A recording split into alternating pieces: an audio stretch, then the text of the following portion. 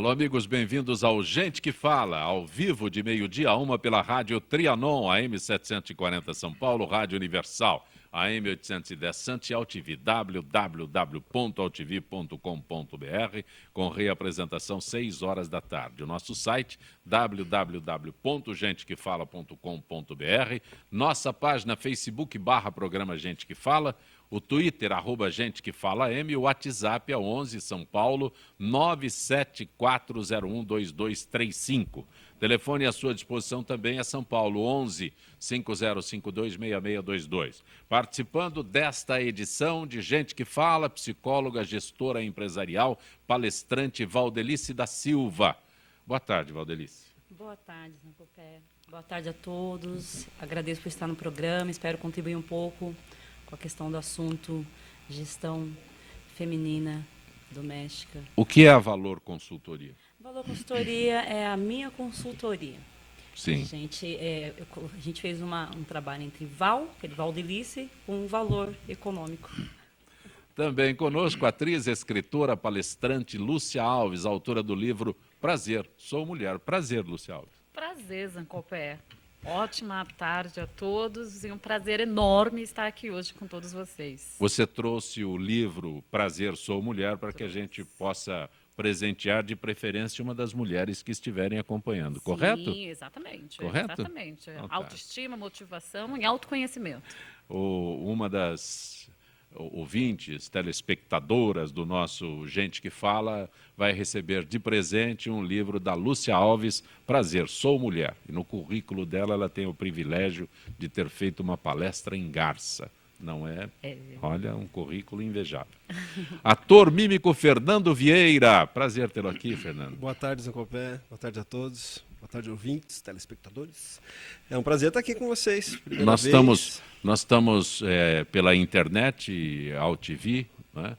www.altv.com.br, mas também na Rádio Trianon e na Rádio Universal em Santos. Como é que um mímico cumprimenta os ouvintes de rádio? Maravilha, estão todos cumprimentados. Jornalista, escritor, historiador, crítico literário, Fernando Jorge. Prazer tê-lo aqui, Fernando Jorge. É um prazer estar aqui, Zancopé Simões. Estou às suas ordens, Você ao lado de pessoas tão ilustres. Eu tenho 2 exemplares de Drummond e o Elefante Geraldão, de autoria do Fernando Jorge. Quantos títulos, Fernando? Eu tenho mais de quase uns 30 livros. É a melhor biografia do Santos Dumont. Eu não me considero um literaticida, um assassino da literatura. Os meus livros, modéstia à parte, tem várias edições, vão sair agora 5 obras minhas que estão esgotadas, inclusive o meu livro onde eu provei que o Paulo Francis era plagiário, ladrão literário. Dizem que meu livro, com o processo da Petrobras, causou a sua morte. Se isso é verdade, sim. Eu sou o pai do primeiro livro assassino do mundo. Nós vamos distribuir aqui 2 exemplares de Drummond e o Elefante Geraldão. Tem também Se Não Fosse o Brasil, Barack Obama Não Existiria. Tem vários outros títulos que o Fernando Jorge é autor e a gente ainda vai conversar um pouco mais com ele neste Gente que Fala. O Brasil, aliás, Fernando Jorge, o Brasil viu uma contradição curiosíssima. No país onde a média de leitura é de 2 livros por ano, segundo o Instituto ProLivro, o número de feiras, festas, salões, bienais, jornadas e festivais aumenta ano a ano. A última aferição do Ministério da Cultura listava 257 eventos em 2013, mas já há 320 previstos para 2015. Muitos atribuem o sucesso ao exemplo bem-sucedido da Festa Literária Internacional de Paraty, que caminha para a sua 13ª edição. Esses eventos, no teu entendimento, ajudam a popularizar a leitura, a incentivar o hábito da leitura? Bem, o problema do livro no Brasil é muito sério. Nós somos mais de 200 milhões de habitantes. É a cultura que fornece o senso crítico, a capacidade de avaliação, de discernimento. O fulano ignorante não sabe discernir. separar o ouro do cascalho. Eu fui chefe da Biblioteca da Assembleia, depois fui nomeado diretor, sou bibliotecário formado pela USP, e confesso a vocês, Ancopé Simões, ao longo de mais de 30 anos, nunca vi um deputado frequentar a Biblioteca da Assembleia. E eu costumo dizer, aqui no Brasil, quase sempre, político que entra em livrarias é porque está chovendo muito, estaria chovendo muito, caindo uma tempestade. Geralmente os nossos políticos sofrem de bibliofobia aguda. Se me contam que viram um político numa livraria, eu logo pergunto, devia estar caindo uma tempestade.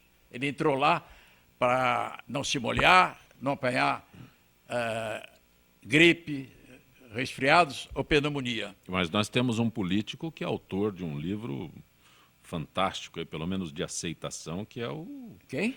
o ex-presidente que escreveu Marimbondos de Fogo.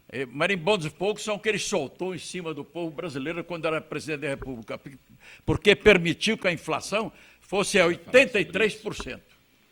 Esses são os marimbondos de fogo. Ele é da Academia Brasileira de Letras. Academia Brasileira de Letras. Eleição de um membro da academia. Um defunto na vaga de outro defunto. Ouviu? Ali, se vocês são 40 membros da academia. A academia é uma cópia da Academia Francesa de Letras. Se você me citar 5 membros da Academia Brasileira de Letras, eu lhe dou os parabéns. São 40. Sarney, Pitangui, completamente inexpressivo, medíocre. É um Pitangui. literaticida. Paulo Coelho, não há uma página dos livros do senhor Paulo Coelho que não sirva de exercício para a correção de textos. Ele merece estar na academia, ao lado do José Sarney. Ali se salvam poucos escritores. Poucos. O Carlos Heitor Coni tem talento, é escritor. Lígia Fagundes Telles tem talento, é escritor. Mas você conta nos dedos. Para entrar para a academia, precisa ter atrás de si a força política, o poder econômico. Foi o caso do Sarney. O Sarney entrou porque tinha força política. Era líder lá da ENA. A Lúcia Alves também é autora do livro. Como você analisa essa situação no Brasil? Eu participei da última Bienal do Livro, agora em 2014, e foi muito produtivo. Há uma mudança nos jovens na atualidade hoje em relação aos livros. Por exemplo, o meu filho passou 30 dias de férias, né, de dezembro até janeiro, e ele leu 5 livros. Ou seja, eu tenho a experiência dentro da minha casa de jovens que têm lido uma quantidade muito maior do que essa das estatísticas. Aí tem que ver aonde exatamente estão buscando essas estatísticas, porque se tem cada vez mais eventos vindo para o Brasil, vindo para São Paulo, em vários outros estados que são ativos economicamente, então é porque tem consumidor, tem público para isso. Agora, a questão é que, assim, o Brasil, ele só tem... a gente tem a cultura de falar sobre as coisas ruins, né? De ver o lado negativo das coisas. Quando a gente começa a buscar, a ver, a interagir, a estar convivendo nesse meio, você vê que é muito diferente. Tem muitos autores novos, conheço autores jovens aí, às vezes tem muitas editoras, porque às vezes a gente faz por conta própria mesmo, né, o investimento dentro do livro. A Bienal esse ano estava enorme e no último dia o público deu superlotação de público e pagante. Então, vamos começar a ver pelo lado positivo da coisa também, porque o brasileiro ele enfatiza muita coisa negativa. E aí você vai pegar as estatísticas, hoje nós temos cada vez mais jovens. A gente teve recentemente, na semana passada, um jovem do norte, né, nordeste, que passou em primeiro lugar no vestibular de medicina, né, na faculdade. E tem 17, 18 anos e veio de escola pública, ou seja, O Brasil tem que começar, a gente também tem que começar a ver a coisa por um outro lado, ver as coisas de forma positiva, tirar um pouco essa coisa que, olha, brasileiro lê pouco. Não, as livrarias estão aumentando cada vez mais. Tem sim a questão que o Fernando comentou e que a gente sabe, né? Tem os seus lados ruins ainda, os seus lados podres, vamos colocar assim. Mas isso está ficando lá no passado. A atualidade agora, as pessoas têm mudado, a visão, o conhecimento que despertou no brasileiro de tempos para cá mudou muito. E as revoluções que estão acontecendo cada vez mais, eu acho que se deve em função disso, do conhecimento que as pessoas estão adquirindo. Hoje, por exemplo, a gente tem o e-book. Muitas pessoas leem através dos seus tablets, dos seus iPhones, dos seus celulares, através dos seus notebooks, através dos seus computadores. Ou seja, a gente tem cada vez mais informação. A gente tem que começar a olhar a coisa por um lado mais positivo e tirar o negativo aí da frente. Eu respeito seu ponto de vista. Sim. Merece todo o respeito. Porém, as tiragens de livros no Brasil são irrisórias. Eu acho que os escritores jovens devem ter oportunidade, as editoras se fecham, não prestigiam o escritor jovem. Uma tiragem de um livro hoje é de 3 mil, muitos financiam. E Buenos Aires, capital da Argentina, tem mais de 7, 8 mil livrarias. Quase tudo que o Brasil tem em livrarias. O povo brasileiro respeita seu ponto de vista. Eu acho que devemos ser otimistas também, mas eu sou muito realista. Isso para mim é um copo com água, não adianta, isso aqui é um microfone, eu não sou sonhador, não. Mas faz bem incentivar a leitura dos jovens, promover, e faço votos que a sua carreira literária seja cada vez mais vitoriosa. Valdelice. Então, eu parabenizo, inclusive, o filho dela, mas eu concordo com ele na questão de que é uma exceção. Infelizmente, as crianças, os jovens ainda não são tão incentivados como poderiam ser. E uma das coisas que eu já acredito, e tenho certeza que prejudica muito na aquisição do livro, o livro no Brasil ele é caro, ele custa caro. Por quê? Porque passa também pela carga, a nossa famosa carga tributária. Né? Então, há exceções, como o filho dela que leu 5 livros, mas quantos não leem nem um livro durante o ano inteiro?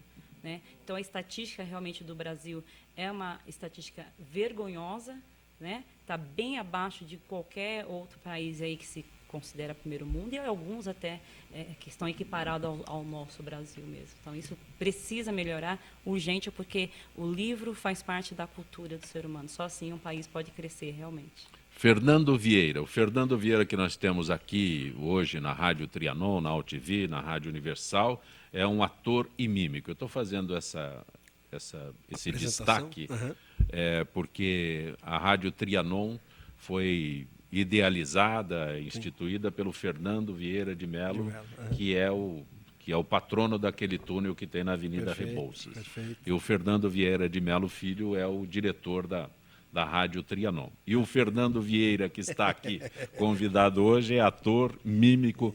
Agora, quando eu te anunciei aqui como ator e mímico, tem um texto muito bem elaborado pelo Pedro aqui, mas eu gostaria de perguntar melhor para você esse tipo de comunicação, porque nós imaginamos que mímica é apenas o gestual das mãos. Exato. E aqui fala em dança, fala em outro tipo o que acontece? Se a gente for buscar a raiz do nome, né, mímica vem de mimesis, que é imitação.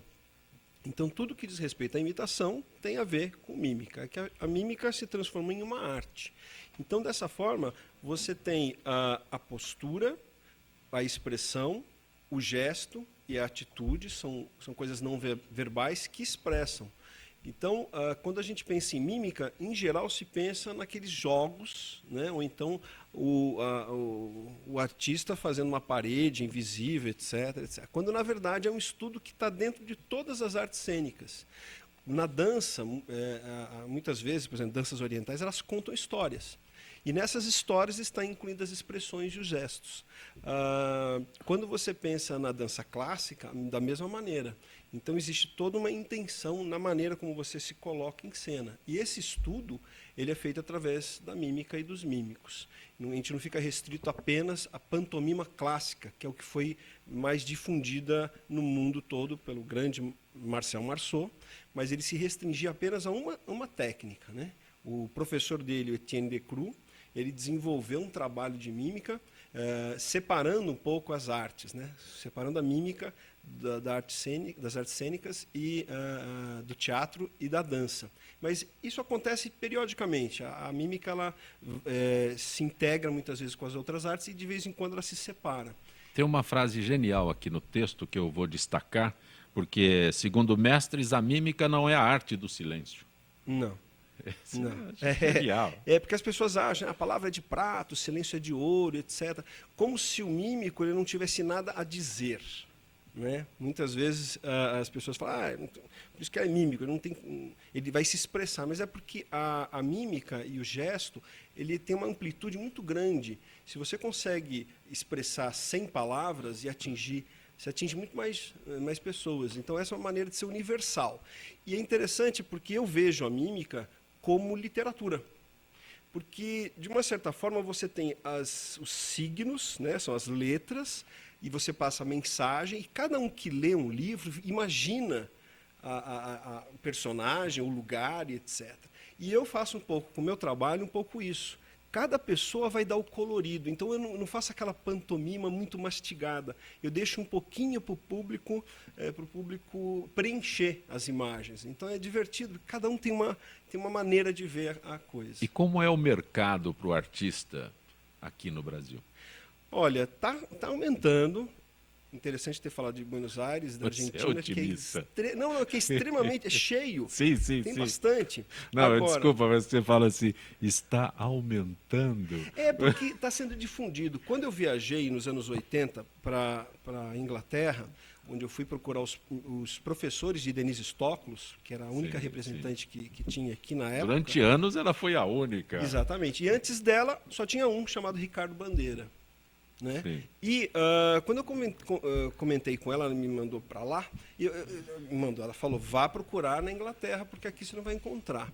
E eu comecei a pesquisar, fiquei lá durante 3 anos, entre Inglaterra e Itália, e quando eu voltei eu trouxe algumas informações, estavam começando a aparecer algumas pessoas falando sobre mímica, sobre palhaço, etc. Hoje é impressionante, hoje mais que quadriplicou o número de profissionais e também os meus ex-alunos, né, que estão difundindo. Então, de uma certa forma, quando eu digo que está melhorando, é porque o mercado está se abrindo um pouco, sim. A gente tem muito trabalho, não só em televisão, mas principalmente no teatro e também em feiras.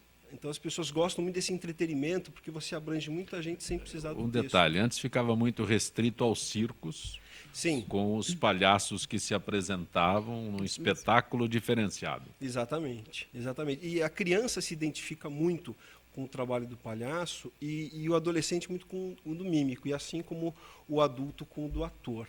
Mas a coisa da síntese, né, é que é importante. A limpeza do gesto, a postura, a entonação da voz. Eu dou muita consultoria para o pessoal da área de vendas. Por exemplo, o pessoal que está... Agora, desculpa, mas como entonação da voz na mímica? Isso está dentro do trabalho de mímico, porque a entonação da voz muda em função da sua postura e expressão. Você sabe que a pessoa do outro lado do telefone está sorrindo. Como é que você sabe? Porque ela está sorrindo. E quando ela sorri, muda a voz, muda toda a caixa, toda a forma dela falar. Então, assim, atenda o telefone, pessoa de vendas, sorria, né? Claro que também escolha um bom horário, por favor. Não ligue às 8 da manhã de um domingo para vender alguma coisa. A Lúcia já está reclamando disso. Não é? Porque assim, bom dia, você fala, estava bom até agora. Né?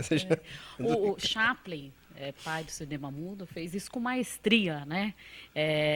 A gente consegue até hoje assistir um filme de Chaplin sem você cair na exaustão e entender tudo que ele queria passar, toda a mensagem dele. Exatamente. Né? Eu dou treinamento também de vendas e atendimento ao cliente e telemarketing.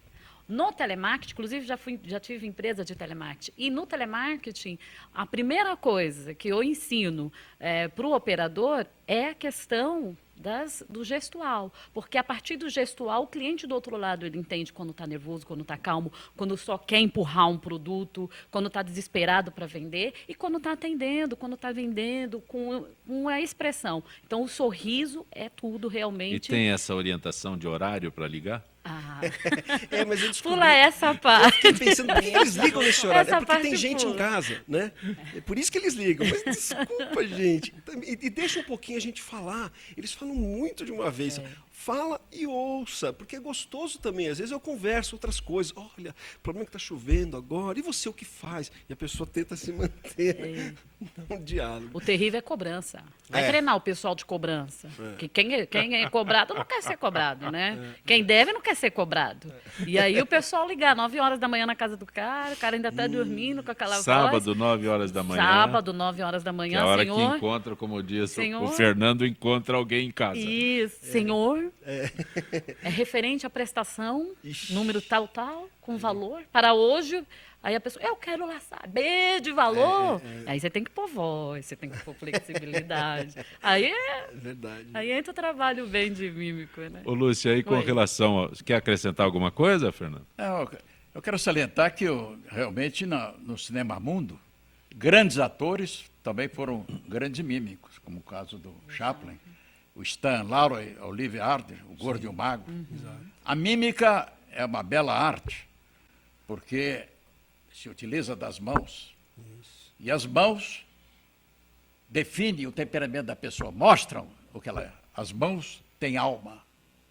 Por isso que eu sou autor de um livro intitulado As Mãos da Ciência, da História e da Arte. maravilha. Eu estudei as mãos. A mão revela o caráter, o temperamento, a natureza da pessoa. Perfeito. Concorrência na Itália deve ser difícil. Nossa, lá é complicado. Ah, mamma Você sabe mia. que italiano não morre afogado, né? Sim, sim. Eles só vão parlando, conversando e chega até o final. Lúcia Alves, vamos falar sobre o livro que leva uma viagem ao autoconhecimento. O livro veio de uma palestra, não foi a Não. palestra que levou ao livro? Primeiro nasceu a palestra. Em 2007, na verdade, assim, 2005, 2006, eu era aquela pessoa que fazia várias coisas ao mesmo tempo, como boa mulher e também como boa profissional. E aí, ao mesmo tempo, eu falei, eu estou fazendo várias coisas e não estou fazendo aquilo que eu realmente gostaria de estar fazendo. E o que eu quero fazer? Porque eu já dava treinamento e eu tinha saudade de voltar para o teatro. E aí eu comecei a ir em várias palestras, em vários treinamentos diferenciados, e eu vi que faltava alguma coisa para chamar a atenção do público, para entreter e também para ensinar, para você dar uma informação de forma gostosa, prazerosa e que a pessoa aprenda com aquilo, né? Então, o que aconteceu? Eu criei a palestra Prazer Sou Mulher em função de algo que eu estava vivendo como mulher, tentando me encontrar, tentando me conhecer melhor, a questão da autoestima e da motivação, aquela coisa que sobe, desce, e aí você fala, não, peraí, o que é isso? O que está faltando? Autoconhecimento. E, poxa, por que prazer? Consigo fazer tantas coisas ao mesmo tempo, porque nós, ao mesmo tempo que estamos no mercado de trabalho, a gente também está dentro da casa da gente. Aliás, a gente vai para a empresa e leva a casa da gente nas costas. Chega em casa e traz a empresa nas costas, né? E como ser boa em tudo e ter equilíbrio com tudo também, né? Então, prazer, sou mulher. A primeira coisa quando a gente vai conhecer alguém, a gente pega na mão da pessoa e prazer, né? E se apresenta. Então, eu falei prazer. A princípio, você sabe que teve muita gente pensava, as empresas inclusive, que era algo pornográfico, né? Essa menina vai vir falar de sexo, vai vir falar de... Não, eu não quero isso para as minhas funcionárias. Depois as pessoas começaram a entender a importância e a necessidade de se ter prazer, né? No convívio com as pessoas, no trabalho, no relacionamento familiar, em casa. Então, a mulher motivada, ela vai produzir muito mais. Para o comércio, ela vai consumir muito mais. Para o marido dela, ela vai fazer muito mais coisas boas do que ela já faz, né? Para os filhos, e aí sucessivamente. E depois nasceu o livro, né? E aí eu trago, inclusive, uma frase, porque no palco da vida, a atriz principal é você. A gente, que é eu falo por mim, de teatro, às vezes você está no palco, o Fernando acho que vive isso também, você está ali fantástico. Só que nos bastidores, antes de você entrar no palco, acontecem diversas coisas que ninguém fica sabendo. E quando você está na frente do palco, a coisa está linda, maravilhosa, tal. E assim é na casa da gente. Antes da gente sair de casa, às vezes você teve vários problemas. E você está lindo, sorrindo, brilhante, e as pessoas acham que aquela pessoa não tem problema, mas você está lotado de problema. Então, o palco da vida, realmente, né? A atriz principal é você. No seu palco da vida, nem todo mundo precisa saber o que você vive lá atrás, né? E aí eu comecei a trazer isso. E o que eu trago de diferente na palestra é que eu interpreto 6 mulheres diferentes, da infância até a vida adulta. Então, eu tenho uma personagem que tem 10 anos, uma 20 anos, 30 anos, 40 anos, 50 anos, 60 anos. Adivinha que faz mais sucesso? 40 anos e 60 anos. 40 anos porque está na idade da loba. Aí a mulher se identifica porque vem o calor, é a mulher que fala tudo, que é esparafatosa mesmo, gosta de combinar tudo do pé à cabeça, é a que cuida do filho, do vizinho, do marido, papagaio, ciumenta, porque sabe que aos 40 anos tem aquele mito que o homem pode trocar ela por 2 de 20, né? Tem o mito, né, mulherada? A gente sabe disso. Então, quando você traz essa coisa de diferente no palco, as pessoas se identificam. Nossa, eu sou exatamente assim. Eu sou exatamente assim. Porque a mulher, ela ainda tem ela ainda se engana de uma certa forma. E é gostoso a gente se enganar. Eu não estou falando que é ruim, não. Às vezes tem coisas dentro do relacionamento pessoal que a gente precisa se enganar, né? A minha personagem de 40 anos, ela começa falando um monte para o marido, porque o marido, ela está no momento de lazer dela, e o marido saiu para a praia, ela está numa praia, o marido saiu, e até aquela hora não voltou. Era 6 horas da manhã, já são 10. Ela encontra com uma amiga, conversa com todo mundo, toma água de coco e cadê o marido? Aí, a hora que ela liga para o marido, ela pergunta onde que ele está e fala, não deixa ele falar. Quando ela baixa o tom e deixa ele falar, daí o que ela fala para ele? Explica agora o que você quer. Aí ele vai explicando até que ela... amor, eu te amo demais. Aí muda totalmente o comportamento dela, né? E 60 anos porque traz uma reflexão de toda uma vida que viveu, né? E de altos e baixos. E depois desse momento de altos e baixos, ela conta toda uma história no palco. E aí, aos 60 anos, ela ainda tem vários sonhos. Então, o objetivo é fazer com que as mulheres saiam dali pensando, poxa, eu ainda tenho muita coisa para fazer, né? E a melhor e a maior de todas é ser feliz. Então, essa é a dica que fica aí para as mulheres dentro da palestra Prazer Sou Mulher. Primeiro, felicidade. A tua palestra, eu vou para o intervalo, já a gente volta e fala, porque onde se encaixa aqui no... Se encaixa em muitas coisas. Financeiro, onde o financeiro... no que ele falou também. Você está acompanhando Gente que Fala pela Rádio Trianon, AM 740, Rádio Universal, AM 810 e AltV, www.altv.com.br. Retornaremos em instantes.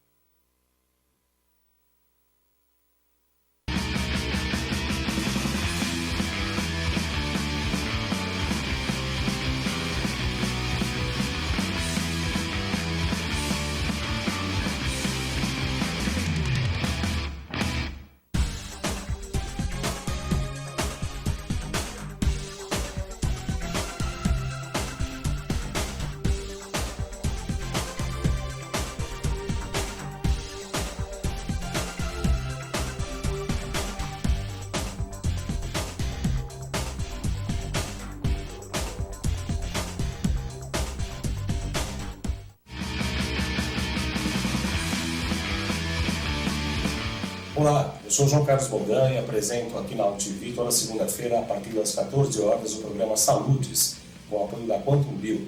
Falamos das medicinas ancestrais, como a acupuntura, que é a minha especialidade, mas também de medicina quântica, biorressonância, biofísica, para a qualidade de vida e saúde. Venha com a gente toda segunda, às 14 horas, aqui na AltV.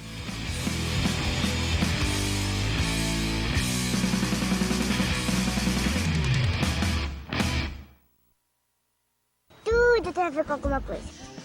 De onde vem a água que a gente bebe? Da torneira. Ih, nada a ver.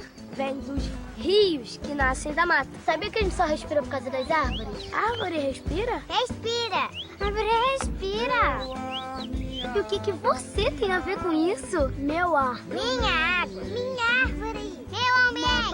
Mata Atlântica. SOS Mata Atlântica. Mais 25 anos. As nossas recordações são os nossos maiores tesouros. Carregamos durante toda a nossa vida. Manipular, distorcer ou implantar falsas memórias, além de ser uma violência, é crime. Somos responsáveis por esse tesouro.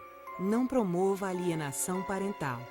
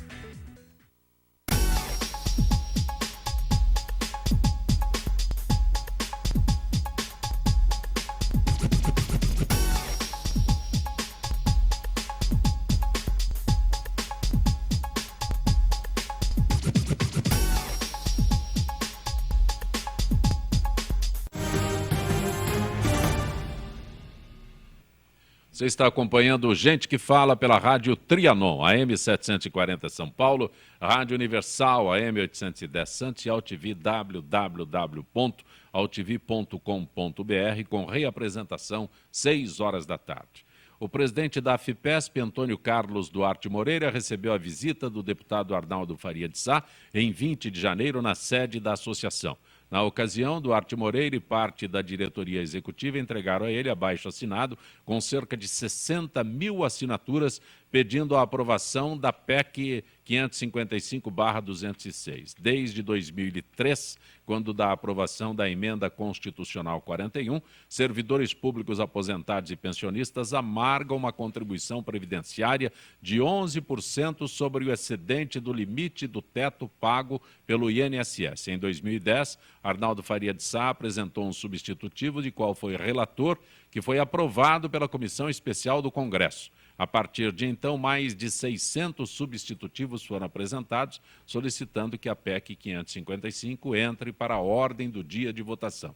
Duarte Moreira, os diretores Antônio Arnost, João Batista de Carvalho, Yassuí Roma, Joaquim de Carvalho Lima Júnior e Danglers Junta também cumprimentaram o deputado pela eleição do seu 8º mandato, desejando que este seja tão feliz quanto todos os outros. No Gente que Fala, hoje conosco o ator mímico Fernando Vieira, a psicóloga, gestora empresarial, palestrante Valdelice da Silva, a escritora, atriz, palestrante Lúcia Alves, autora do livro Prazer, Sou Mulher, que estaremos distribuindo para uma das ouvintes do Gente que Fala, o jornalista, escritor, historiador e crítico literário Fernando Jorge. Fernando, você mudou a grafia do seu nome? Eu não entendi direito aqui lá.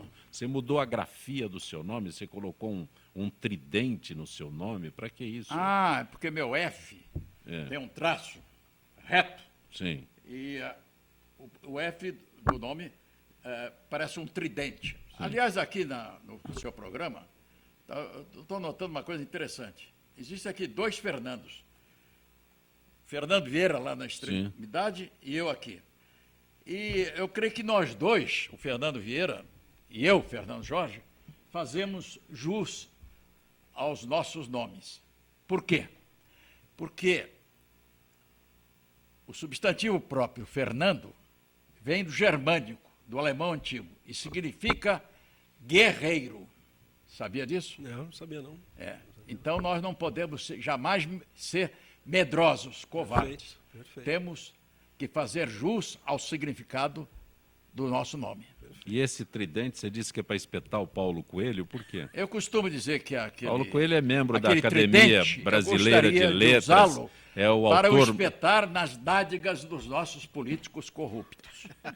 Mas, citando o Paulo Coelho, é o autor que mais... como é que eu diria assim? O recordista de venda de livros no Brasil, vários títulos, membro da Academia Brasileira de Letras. O senhor Paulo Coelho, os livros dele estão abarrotados dinheiro, está aqui um livro dele, ó, O Demônio e a Senhorita Prim. Você faz revisão do livro, Fernando? Disparates. Quer ver um disparate dele? Você faz revisão do Paulo livro? Coelho que está afirmando isto. Como todo homem mais velho, só pensava apenas em sexo com alguém mais jovem. Eu aqui agora só estou pensando em sexo com ela. Olha que absurdo. Como todo ser humano achava que o dinheiro podia comprar qualquer coisa. Todos nós aqui somos venais.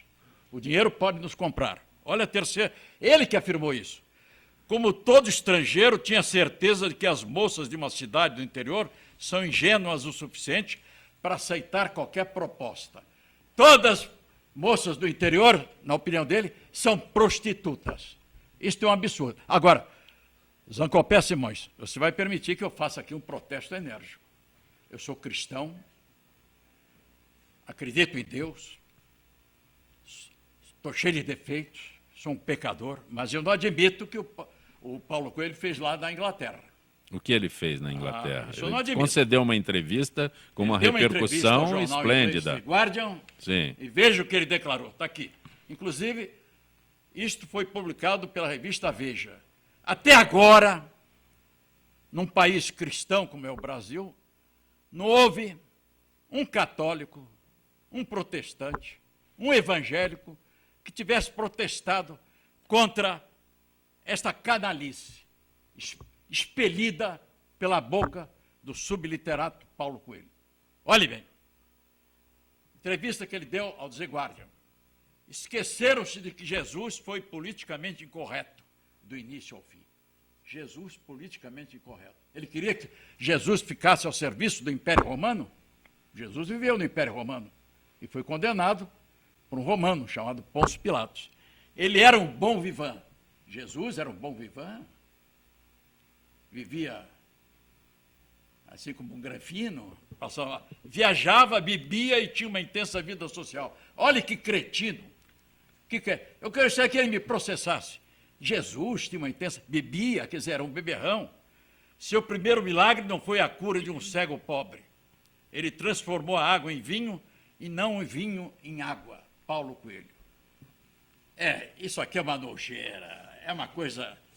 Olha, eu juro por Deus, eu senti vontade de aplicar uns bofetões nele. Fernando Jorge, grato. Depois a gente aborda mais aí. Eu gostaria, inclusive, que ele me processasse. Deixa eu conversar com a... Eu ia mostrar isso na frente do juiz. Perfeito. Eu ia mostrar que era. Feito aí o seu desabafei. registro. Perfeito. Valdelice, fora o que eu estava sentindo. Valdelice da Silva, vamos falar sobre a palestra O Poder da Economia Feminina. O que você aborda nesta tua palestra?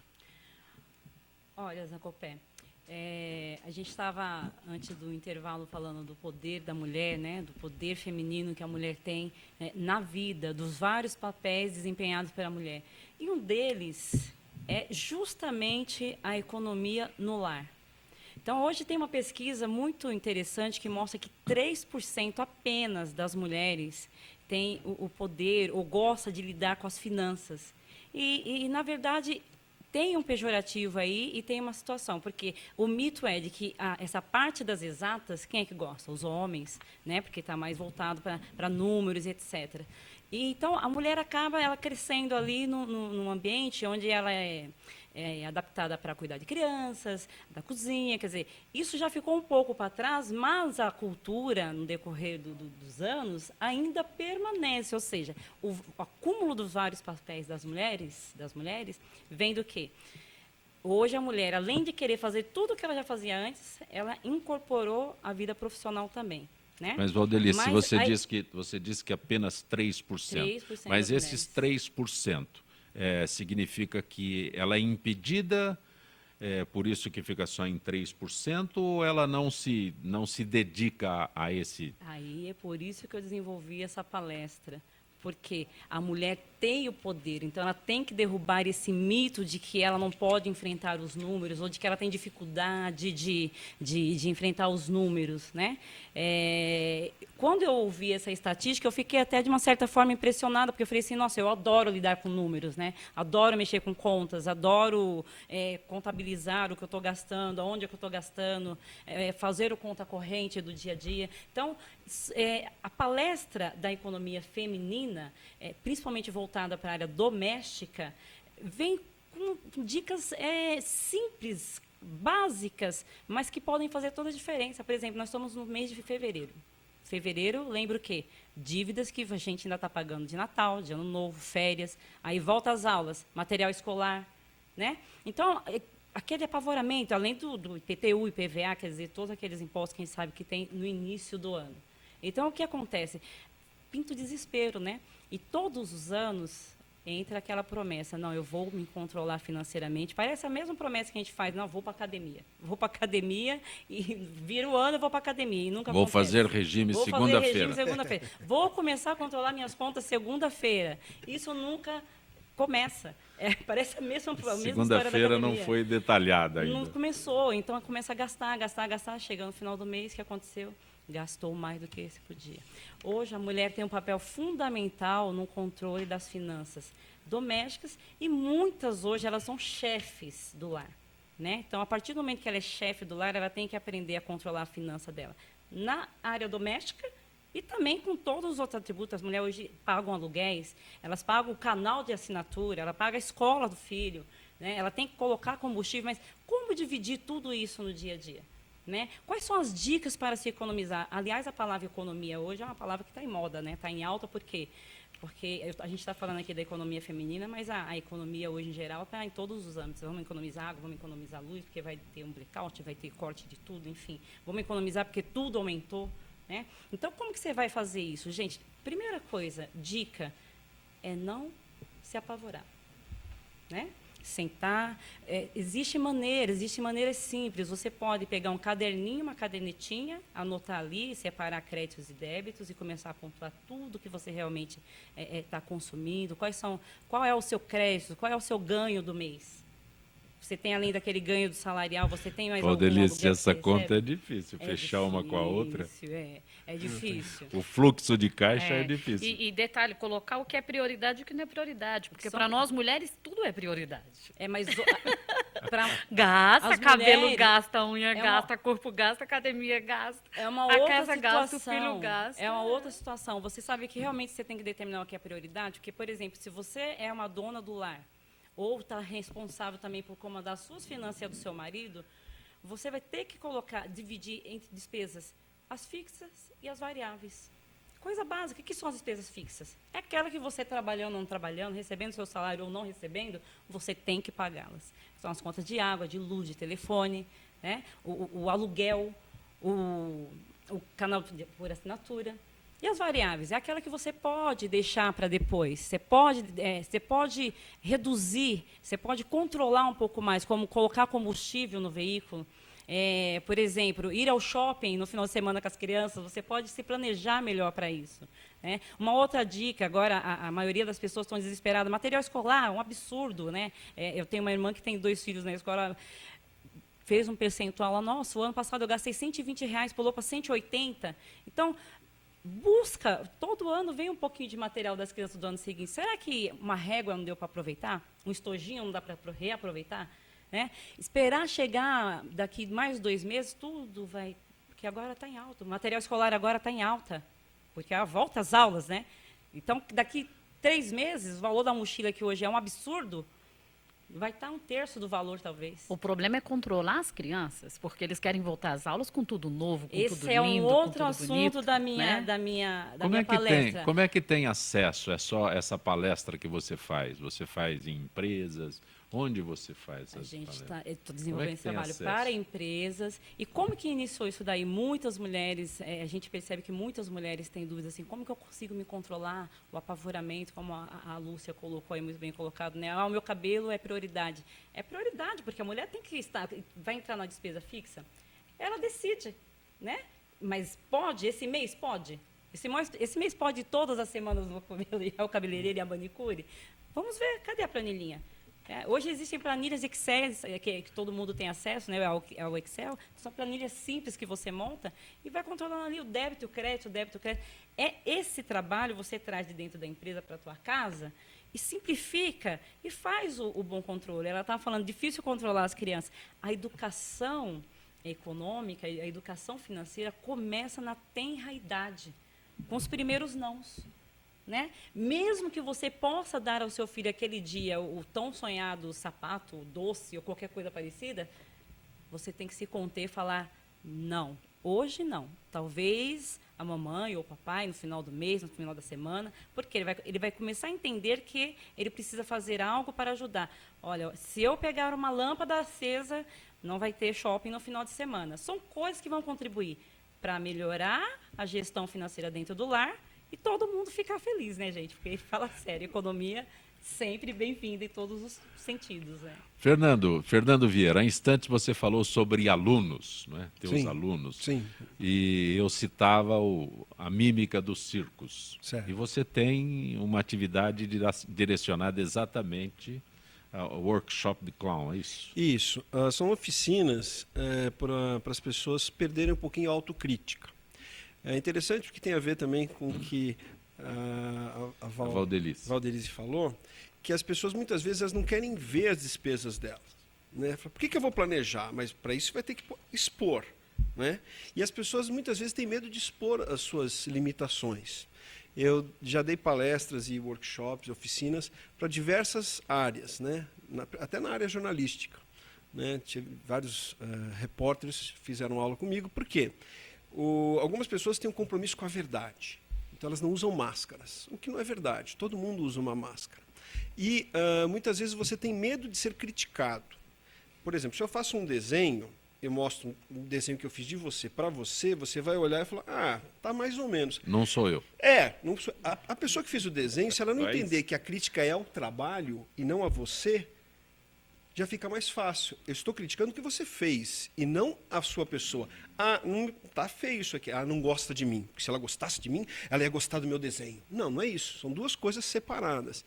Então, o trabalho do clown, né, que eu tenho usado muito com treinamento para as pessoas, não só para o palhaço, né, profissional, mas também para as pessoas no dia a dia, elas entenderem que existe você profissional trabalhando. Então, a gente diz assim, que tem o artista, tem a pessoa e tem o personagem. Então, o clown seria o personagem, mas a crítica é feita ao artista que está construindo esse personagem. Então, você começa a brincar com o erro. Porque o maior problema das pessoas é errar. Eu não posso errar. A gente vive num universo onde o winner é importante, não, vencedor. Se você errar, você vai ser punido, vai ser cortado, etc. E aí você deixa de arriscar. Só vence quem arrisca. Se quiser ficar na mesmice, você vai ficar lá com o seu trabalhinho, tudo igual. Mas se você não fizer algo diferente, né? Vai ter crítica, vai ter crítica. As pessoas vão apontar para mim. Hoje em dia nós temos a internet. Né? Hoje, se alguma pessoa erra ou faz alguma gafe em cena, isso vai para a internet, fica eternizado lá. Né? E aí o medo, né? Você tem medo então começa a travar. Eu costumo dizer que a energia é como se fosse uma mangueira. Você abre a mangueira e se você tensiona, você infla e não sai nada.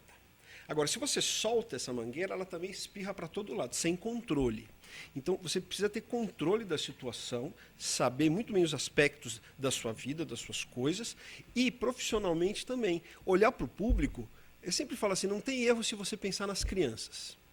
Por quê? A pessoa de idade já foi criança, o adulto já foi criança, o adolescente já foi criança e a criança está sendo criança. Então você tem que ter amor pela plateia. A gente tem que ter amor pelo trabalho. Não porque, que droga, que saco, não sei o que. Não. Nesse momento, respira fundo. Ninguém quer saber o que aconteceu com você. Você está dando a notícia, você está fazendo o seu trabalho, você está interpretando um personagem e, para isso, você precisa criar uma energia. Né? Tem uma frase no budismo que eu acho bacana. A minha chama precisa estar acesa para acender a chama do outro. Eu acho bonita essa filosofia. Eu tenho que estar animado para animar os outros. Fernando Vieira, o Cícero de Itapevi diz, existem redes de muitas coisas, pizzaria, farmácia, por que não existem redes de teatros? O que poderia ser feito para salvar tantos teatros que estão fechando? A gente tem que se unir, né? Essa que é a coisa. A gente precisa, junto com o público, levantar esse moral, porque o poderio econômico, né, as ideias de transformar apenas, investir apenas em peças que fazem sucesso, está sendo questionado agora com a história da Lei Rouanet também, de só pensar em sucesso. Não, eu preciso.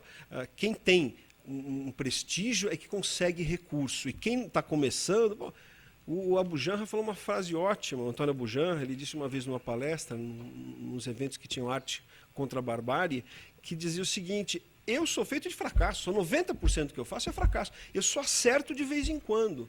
Então as pessoas também têm que entender que a arte, ela não é uma certeza, não é um comércio. Existe o show business, mas é importante que se unam, né, que as pessoas se unam, o sindicato dos atores, os próprios colegas, e entendam, não é tudo por dinheiro, não tem como, né? Me permite, Fernando? Claro, lógico. Tem uma pergunta para você ali. Ah, tá, já respondo, mas só entrando um pouquinho, porque eu também sou desse mundo da arte, e muitos anos eu me questionei por que só os grandes conseguem, né? Eu me apresentei, para você ter uma ideia, no teatro, no extinto, né? Dercy Gonçalves, que era ali na São João, e hoje é um estacionamento. Foi derrubado, me dá uma dor no coração ver aquilo, passar naquela região e falar, nossa, quero um teatro fantástico, maravilhoso, que poderia estar servindo de cultura para as pessoas, né? E o que o nosso colega aí falou é uma realidade mesmo. Cada vez mais a gente tem, os teatros estão, né? A gente está tendo menos peças. E eu acho que, assim, tem um lado da comunicação online, que é bacana, que é legal, que ajuda, que trouxe informação, mas, ao mesmo tempo, atrapalhou, porque as pessoas têm deixado de ir menos ao teatro. O público, as pessoas têm prestigiado menos o teatro. Muitas vezes prefere até o cinema. E aí tem uma questão que envolve custo, porque para você colocar uma peça em cartaz é um custo altíssimo para a alocação do teatro, para você manter, para você divulgar, para você trazer as pessoas. E aí a gente sempre cai naquela coisa que a gente fala, o Brasil é um país sem cultura. Horas, eu vivo no Brasil, eu tenho que lutar contra isso, né? Falta realmente a união de vários órgãos competentes. Lúcia, o Jaime do Jardim Bonfilholi, como a mulher moderna brasileira administra a grande competição interna de seus locais de trabalho, onde o puxar de tapete é uma constante? Você sabe, Jaime, obrigada pela sua participação e obrigada pela pergunta. No ambiente de trabalho dividido por mulheres, há uma grande competitividade. Quando puxar o tapete, veja, a mulher, muitas vezes, ela recebe promoção, né? Ela entra com você ali, vamos supor, a mulher é auxiliar administrativa, ela entra com você daquela mesma função. Ela sobe para uma assistente ou para uma liderança, para uma chefia, para um cargo maior, aquela que ficou embaixo, ela fica de olho. Mas veja, são as competências dela própria que sobressai ela. Então, hoje, no mercado competitivo, eu acredito que, lógico, a pessoa não pode perder o valor dela própria em absolutamente nada, em nenhum momento. Agora, há momentos dentro de uma empresa, dentro de indústrias, que há uma grande competitividade. E aí você tem que saber, assim, primeiro, a razão a qual você está ali. Qual é o seu objetivo, qual é a sua meta e qual é o seu plano de vida. Então, o que vem atrás, muitas vezes, você não pode dar importância, ou não pode dar a devida confiança que a gente fala, né, para o outro. Porque senão o outro vai sapatear em cima de você. Então, confiança, autoconfiança, autoconhecimento e cada vez mais progredir e esquecer, às vezes, esses detalhezinhos aí, os conflitos internos que vive dentro da empresa. Fernando Jorge, teu xará Jorge, diz a Folha de São Paulo de hoje, informa que um ex-gerente da Petrobras que optou pela delação premiada afirmou que começou a receber propina na época de Fernando Henrique. Será que Paulo Francis estava certo? É a velha história, né? Por isso que um dia eu escrevi um artigo com esse título. O outro nome do Brasil é Corruptolândia. E eu costumo dizer que político honesto do Brasil, frequentes vezes, é aquele que, quando se vende, permanece fiel ao comprador. E alguns políticos não se vendem, alugam-se. Fernando Vieira, Daniela da Bela Vista, o mímico Marcel Marceau dizia que a palavra limitava e que era bom ser mímico porque o silêncio é infinito. Olha, a coisa do infinito diz respeito a espaço. né? Então, com certeza, concordo com essa afirmação, Daniela, né? Concordo, porque realmente você tem maior abrangência. Lógico que em algumas regiões, em alguns lugares, alguns países, os gestos eles têm outros significados. Então tem que tomar muito cuidado, porque às vezes você acha que está expressando uma coisa e está expressando outra. Uma vez eu fui numa palestra do Jacques Lecoq, é um dos grandes mímicos também, já falecido, mas alunos do Decru também, contemporâneo do Marceau, que sabe como é que é feito o adeus no Brasil? É aqui assim, né? Ele mexe a mão, dizendo assim, na estação de trem, por exemplo, ele acena com a mão dizendo, estarei aqui até você voltar, não esqueça de mim, né? Quando o italiano, ele abre e fecha a mão para dizer adeus, por exemplo, volte logo, fique comigo, ele faz esse movimento. O tchau. Exato, tchau, tchau, arrivederci, tchau, né?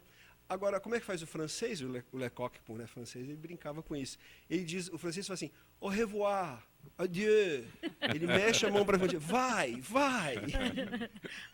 Então, varia muito de região também. É infinito, sim, a palavra limita um pouco. Mas é importante entender os sentimentos, né? Você precisa estar com uma verdade para poder fazer mímica, para poder atuar, porque as pessoas percebem se você está mentindo. Isso é uma coisa interessante. Muitas vezes em espetáculos, você vai perguntar para uma pessoa que a princípio não entende, você vai perguntar para uma pessoa mais humilde, né? E ele chega e fala para você, não gosta daquele ator, não, é ruim, hein? Como é que é? Pô, o cara, o porteiro do seu prédio, então o cara, a princípio, não entende de arte, de interpretação. Ele fala, o cara é ruim, mas por quê? Quem é você? É público. Você não convence se não tiver verdade. Porque a palavra-chave de atuação é convencer. Eu tenho que convencer enquanto ator, enquanto mímico, que eu estou debaixo d'água, estou no espaço, ou que estou emocionado ou não. Senão fica o que a gente chama de teatro, é fazer que está sentindo. Você tem que sentir. Lúcia Alves, a ganhadora do teu livro é a Daniela das Perdizes, depois Daniela. você autografa, e o Fernando Jorge vai autografar os livros para o Paulo da cidade de Tiradentes e para o Marcelo do Tucuruvi. Fantástico. Agradeço a gentileza de ter vindo ao Eu nosso que Gente que agradeço. Fala, Lúcia. Como Eu é que que entra em agradeço. contato contigo? www.prazersoumulher.com.br ou luciaalves.com.br. Mas não tem problema de cair em outra Lúcia Alves? Não, só caiu em mim mesmo, gente. Cai totalmente Obrigado em por mim. ter vindo ao nosso Gente que Fala. Obrigada a Muito você, bom. Jacopé. Valdelice da Silva, como é que entra em contato contigo, Valdelice? Também gostaria de agradecer, Sim. tá, pelo convite no www.gestora.val@gmail.com. Eu que agradeço a tua gentileza de ter vindo ao nosso Gente que Fala. Fernando Vieira, muito bom tê-lo aqui. Obrigado. Queria deixar os meus contatos, então. Tem escola onde eu dou aula, que chama-se globesp.com.br. E tem também o meu e-mail, que é fernando_vieira@uol.com.br. E Grato vocês por ter vindo ao nosso Gente que Fala. Desculpe. Obrigado. interrompê-lo. Me encontram também no YouTube, né? Põe Fernando Vieira Mímico, tem lá mais de 100. O mímico é uma forma mais fácil. O mímico cai direto em você. Isso, porque tem um monte, tem lutador de jiu-jitsu, tem um monte de Fernando Vieira. Então, é o mímico, o ator mímico, sou só eu mesmo. Fernando Jorge, grato por ter vindo Obrigado. mais uma vez ao nosso Gente que Fala. É muito bom tê-lo aqui, viu? Você se acalmou, você se... Muito obrigado. Tá ok? Um abraço. Gente que Fala tem na direção-geral o jornalista Fausto Camu e a diretora de produção Zenilda Salvato, redação Raela Brandão, Pedro Schiavon, na pauta José Carlos Sicarelli, produção cultural Ricardo Godoy, na rádio Trianon, Neildo Neres, Cléo Rodrigues, Ricardo Valim, Benê Benê, na direção da Altivi, Alberto Luquete, na técnica James Eduardo, Iago Matsumoto, Sérgio Oliveira, Arthur Endler. Estaremos de volta na segunda-feira. Bom final de semana, até lá.